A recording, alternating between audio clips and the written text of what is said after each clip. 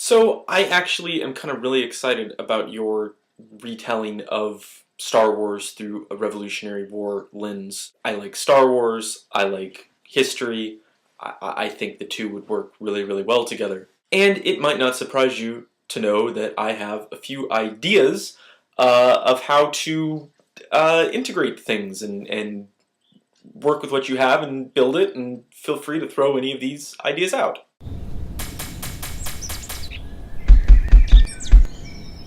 So, one of the main ideas that I had when you were talking about, setting it in kind of a historical setting, for lack of a better word, what to do with the Jedi. The Jedi are an ancient religious order, guardians, almost a cult-like thing. What historically makes sense to work as an analog for that? Masons, Freemasons. I think that that would work really, really well as a stand-in for the Jedi. Lots of the founding fathers have roots to Freemasonry and were high-level Masons themselves. So I really think that that could be a cool thing. And I don't know whether you're going to do like a literal, analog for each of the characters, but I can think of like Darth Vader, or whoever you get to stand in for Darth Vader would be a fallen Mason, and he and the Emperor were hunting down all of the other Masons, and so the Masons have to be in hiding, because the Masons are kind of a secretive organization anyway, so if they did have to go into hiding, it kind of makes sense. And then Obi-Wan would be this, like the last of the Masons or whatever, and he has all of these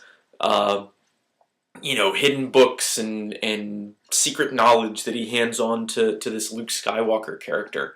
I think that that would be really, really cool. And then what to do about like Han Solo and Chewbacca? I mean, they kind of have to have a place in this story, just because they're such cool characters. Well, smuggling and piracy were big things back in the Revolutionary War. There were blockades and all kinds of stuff, and so smugglers had, a big job to do. In fact, I was listening to NPR, and that there were tons and tons of smugglers who were working for the revolutionary colonies, against the British to get supplies in. It stands to reason that a smuggler would be a thing. And kind of lastly, technology. I kind of wanted to talk about. I know you had talked about the air balloons only being like 10 years past, and so maybe moving that a little bit earlier is kind of in the same era, basically. But you and I have talked a little bit about steampunk, and just increasing technology. I read a couple of books over the winter break. Well, break, I don't really have a break because I don't really do anything.